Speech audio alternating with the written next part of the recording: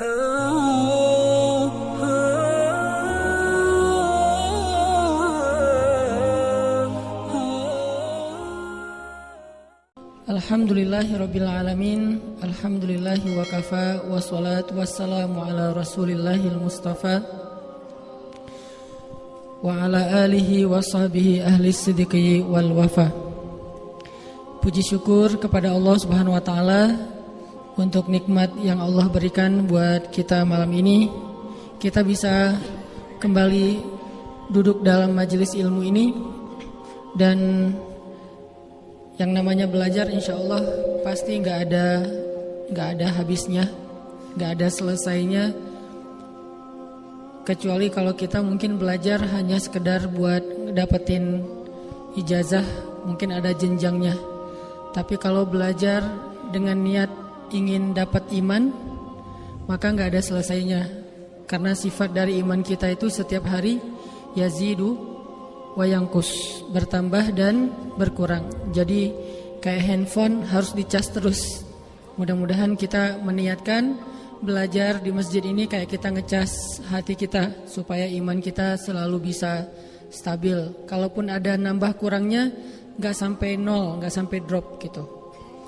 Apalagi kalau misalnya kita merasa bahwa ilmu Islam itu emang luas banget, gak usah ngomongin tentang bab fikih, bab moral aja udah luas banget. Apalagi bab fikih, apalagi bab akidah. Akidah itu bisa dibilang ilmu yang tidak akan ada habisnya, karena kita ngebahas tentang kebesaran Allah, tentang nikmat-nikmat Allah. Nah itu gak akan ada selesainya, karena Allah sendiri bilang, wa in ta'uddu ni'matallah la tuhsuha. Gak usah dipelajari, dihitung aja tuh gak akan selesai, apalagi dipelajari. Jadi kita niatkan belajar seumur hidup. Mau statusnya masih single, mau statusnya udah punya pasangan, mau statusnya single lagi setelah punya pasangan, ditinggalin gitu. Mau statusnya bertiga sama anak, mau statusnya udah punya cucu, mau statusnya besok mau meninggal, kalau masih bisa belajar maka belajarlah. Sebagaimana Nabi mengatakan, seandainya kamu melihat atau mendengar sangkakala sudah ditiupkan, di tangan kamu ada satu benih biji-bijian yang bisa kamu tanam, tanamlah. Walaupun sangkakalanya trompet kiamat udah ditiup, tapi kalau bisa nanam, nanam. Kenapa? Karena bukan soal dia tumbuhnya kapan, berbuahnya kapan, bukan. Soal satu kebaikan yang dia lakukan. Dengan menanam satu benih, berarti dia mendapatkan satu kebaikan. Walaupun gak tumbuh mungkin. Begitu juga belajar insya Allah. Kemudian salawat dan salam teruntuk Rasulullah Sallallahu Alaihi Wasallam. Semoga kita selalu bisa belajar dari beliau, mencintai beliau, sering membaca sirah dan kisah-kisah kehidupan beliau. Kemudian makasih banyak buat teman-teman yang masih istiqomah menghadiri majelis Rabu ini, sharing night. Semoga majelis ini termasuk majelis zikir yang dicari oleh para malaikat. Karena para malaikat Allah utus setiap hari mencari majelis zikir. Terus kalau udah ketemu majelis zikir, malaikat akan nge-mention semua gengnya, yaitu malaikat pencari majelis zikir itu kan punya geng sendiri gitu ya, punya grup lah. Nah kalau udah ada yang ketemu, dia langsung broadcast di grup, gua udah nemu nih majelis zikir yang paling keren. Keren apanya?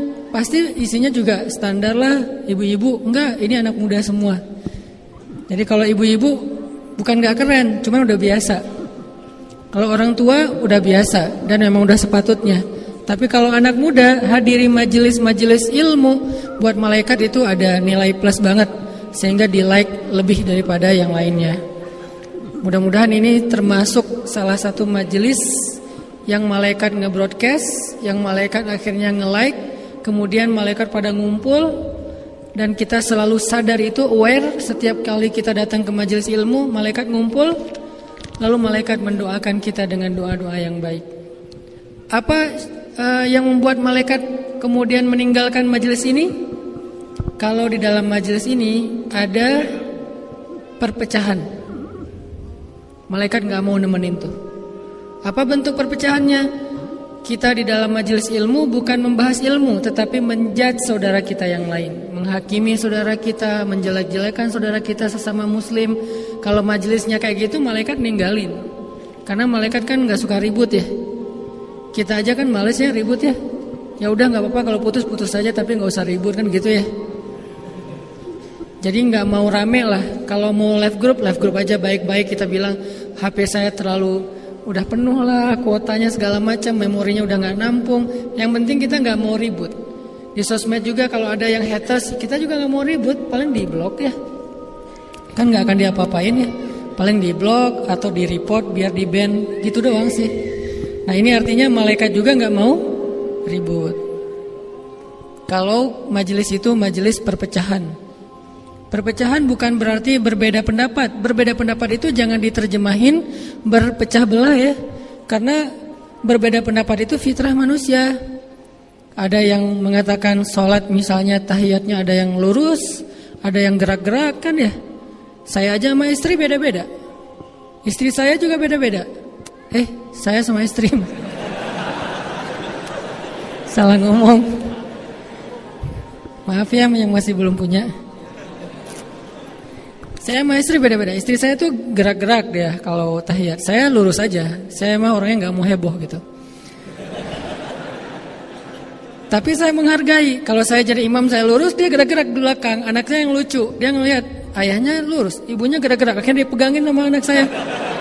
Jangan gerak-gerak mah. Jadi beda mazhab itu hal yang wajar. Dan itu bukan perpecahan. Perpecahan justru kalau saya jadi menjudge istri saya ahli neraka atau apa, atau sebaliknya, itu baru namanya perpecahan. Tapi kalau berbeda sesama muslim, sesama ahlu sunnah mah itu hal yang sangat wajar. Satu yang bikin malaikat bubar, perpecahan. Kedua, bikin malaikat bubar kalau kita di dalam majelis itu saling meninggikan suara. Saling meninggikan suara itu maksudnya saling marah, teriak, debat gitu. Nah itu malaikat gak suka. Sehingga ayatnya la tarfa'u aswatakum atau inna ankaral aswat la sautul hamir. Sesungguhnya suara yang paling jelek itu adalah suara keledai. Suara keledai itu apa ibaratnya? Suaranya kenceng tapi dia nggak punya ilmu. Itu analogi tentang keledai. Karena di surat Al-Jumu'ah itu Allah ngomong keledai adalah hewan yang membawa banyak kitab-kitab, tapi dia nggak ngerti kan ya. Kamatsalil himar yahmilu asfaro. Seperti keledai yang bawa banyak lembaran-lembaran ilmu, tapi nggak ngerti apa-apa. Ditambah lagi di surat Luqman, janganlah kalian meninggikan suara, rendahkanlah suara kalian, karena seburuk-buruk suara itu adalah suara keledai. Maksudnya apa? Udah nggak punya ilmu berdebat. Nah ini Allah analogikan kayak suara keledai, saking gak sukanya Allah dengan perdebatan kayak gini. Sehingga kita jaga majelis kita dari itu. Kemudian apa lagi? Di situ ada arafas, ada fusuk, ada jidal. Jidal berdebat tadi. Kalau fusuk itu bertengkar. Berdebat dengan bertengkar bedanya apa? Kalau bertengkar yang dibahas mungkin bukan masalah ilmunya. Kalau berdebat masalah ilmu tapi sama-sama ngotot nih. Nah kalau yang rafas, kata-katanya tidak baik. Kata-kata yang baik itu yang paling tinggi yang ada nama Allahnya, itu pasti baik. Makanya nama paling baik yang ada nama Allahnya, Abdullah, apalagi Abdurrahman, itu kan nama paling baik karena ada kata Allah. Walaupun mungkin kita agak ngeremehin. Kenapa? Nama pasaran. Ini enggak pasaran karena nama ini adalah nama pemilik langit dan bumi. Kalau kita nggak mau ngasih nama anak kita atau kita nggak senang dipanggil dengan nama ini nggak apa-apa, itu bukan masalah. Tapi jangan meremehkan namanya karena itu nama yang sangat sempurna. Malah kalau kita misalnya nih saya mau punya anak misalnya, nanti dikasih nama siapa gitu, yang bukan Abdullah bukan Abdurrahman, saya sadar oh berarti iman saya belum semantap yang lain yang anaknya dikasih nama Abdullah, Abdurrahman, apalagi Abdurrahim atau siapalah kayak gitu-gitu. Sehingga kita kalau misalnya kenalan sama teman, siapa namanya? Abdullah, Masya Allah namanya bagus banget gitu ngomongnya. Jangan kalau namanya susah diucapin baru kita bilang bagus. Kita harus belajar pride dengan nama-nama Allah, Asmaullahil Husna. belajar pride. Kalaupun kita nggak make, minimal kita kayak ngerespek orang yang make nama itu. Siapa namanya Abdurrahman? Masya Allah, subhanallah, namanya bagus ya gitu. Walaupun nama kita bukan nama yang kayak gitu, minimal kita menghargai. Nah ini udah bagian dari kata-kata yang paling baik. Setelahnya kata-kata yang ada doa. Muhammad itu kan doa kan, orang yang terpuji. Atau Umar artinya perkasa kayak gitu, atau makmur, atau Aisyah artinya bahagia, atau Amru juga artinya bahagia. Ada banyak nama-nama keren yang isinya doa, bisa bahasa Arab, bisa bahasa Sunda. Asep itu kan juga bagus kan artinya. Atau Cecep gitu kan, Ujang, apalah pokoknya nama-nama keren lah secara makna. Di bawahnya kata-kata yang tidak mengandung kalimat nama Allah, tidak mengandung doa, tapi juga bukan celaan. Ya biasa-biasa aja, kayak saya ngomong ini kan kata-katanya nggak ada, bukan yang kalimat biasa gitu. Tapi kalau kita di dalam majelis zikir kayak gini ngucapin kata-kata yang nggak pantas, keluar kalimat yang nggak pantas di dalam masjid, itu malaikat bubar. Jadi sayang, kita capek-capek datang jauh-jauh. Kalau bercanda boleh nggak Ustaz? Boleh. Nabi juga bercanda dengan sahabat di dalam masjid, selama tidak berdusta dengan candaannya, selama tidak mencela orang lain, selama tidak ada kata-kata rafas atau kalimat yang tidak pantas gitu, elegan, tapi bercanda, tapi elegan. Nah ini masih wajar, karena Allah juga senang dengan hamba-hambanya yang bahagia duduk dalam majelis ilmu, tersenyum. Kadang-kadang kalau nggak tersenyum pun nggak apa-apa, tapi dia dapat sakinah, tunduh ya, sakinah. Wah kenapa ini kok pada tenang? Sakinah. Karena dua tempat dapat sakinah, satu di dalam majelis ilmu, satu lagi mungkin agak susah nih di dalam pelukan istri. Belum pernah ngerasain kan? Maaf ya. Itu sakinah, dua itu tuh. Kalau saya alhamdulillah sakinah di sini, ntar pulang juga sakinah, alhamdulillah. Kenapa kok teman-teman betah banget di masjid? Karena nggak ada sakinah lain selain di sini. Cuman ada di sini kan? Mau pulang sakinah kemana? Masa ke teman sekos-kosan mau sakinah-sakinahan, kan aneh. Jadi alhamdulillah dapat sakinah di sini. Nah ini nggak apa-apa. Yang jelas majelis ilmu tidak akan batal keberkahannya dengan ketawa selama tidak berlebihan, dengan bercanda selama tidak berlebihan, dengan tidur selama nggak sampai ganggu orang di sebelah gitu kan. Ini masih wajar. Tapi kalau udah ada kata-kata yang nggak pantas, baik kita yang ngucapin atau ustadznya, ini sayang. Malaikat udah pada bubar, udah nggak mau lagi ikut bareng. Kenapa? Malaikat itu elegan banget. Malaikat itu punya standar, punya selera yang tinggi malaikat teh. Kita aja kadang-kadang ada orang tertentu yang kalau kita salah ngomong dikit dia udah gimana berubah raut wajahnya kan? Kenapa? Karena dia orang yang sangat peka. Ada orang yang misalnya kita pernah nggak teman-teman duduk sama teman-teman yang lain, sama gengnya gitu, terus diantara kita tuh kayak ada satu orang teman yang paling baik diantara kita, yang nggak pernah ngomongin orang lain, nggak pernah dia ngomongin orang lain. Begitu kita ngomongin tentang teman kita yang lain, kayak ngegosip gitu, dia langsung berubah raut wajahnya. Padahal itu manusia biasa loh. Apalagi malaikat. Malaikat nggak suka banget yang kayak gitu-gitu, karena mereka tidak diciptakan untuk berbuat dosa. Sehingga sedikit aja ada dosa, buat mereka itu kayak ngeganggu banget.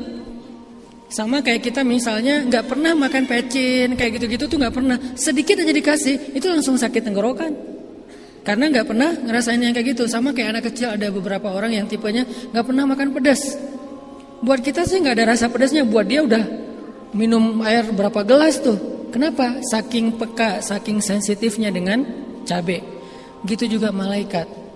Malaikat tuh sensitif banget dengan dosa. Sedikit aja ada yang gak benar, malaikat langsung pergi. Makanya kenapa dalam Islam itu kalau kita mau sholat disuruh bersiwak teman-teman. Salah satu hikmah kenapa kita disuruh bersiwak, selain Allah pastinya, malaikat juga gak mau dekat-dekat kalau mulut kita tuh gak dibersihin. Gak harus wangi, karena kalau mulut pakai parfum kan agak pahit ya. Jadi gak usah gitu-gitu amat juga sih. Masa parfum mau ditelan beberapa tetes biar wangi, nggak perlu. Tapi minimal pakai siwak supaya aromanya aroma natural, aroma mulut. Tapi kalau aroma bangun tidur kan beda nih. Ini malaikat nggak suka. Allah lebih lagi, karena Allah itu sangat suci, zat yang maha suci. Dan malaikat juga makhluk yang sangat suci, nggak suka yang gitu-gitu. Nggak usah aroma mulut.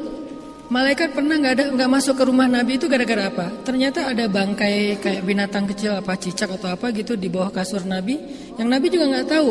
Itu aja malaikat males. Sama kayak kita kalau ada tempat piring, cuman ada sedikit setitik kotoran doang di piring itu, kan kita nggak mau makan dulu kan? Atau gelas kita ada air terus masuk sedikit kotoran yang kita lihat, ini apaan sih kok agak-agak mencurigakan, kan males kan minumnya ya. Apalagi malaikat tuh lebih sensitif dari kita, bersihnya tuh bersih beneran.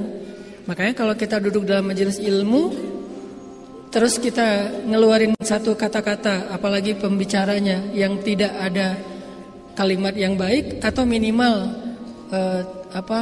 jangan sampai nambah dosa gitu. Kalau sampai nambah dosa, malaikat udah bubar. Sehingga majelis itu termasuk majelis yang terabaikan. Sayang kita duduk ramai-ramai datang jauh-jauh, ternyata kita nyaman sih. Mungkin candaannya, mungkin apanya bikin kita agak melek gitu, nggak jadi ngantuk. Tapi malaikat nggak ikut ngedoain lagi kan, sayang nih. Kita berharap kan duduk di sini tuh didoain juga sama malaikat. Terus selama 1,5 jam tuh malaikat cuman bilang gini, ya Allah sayangi dia, ampuni dia.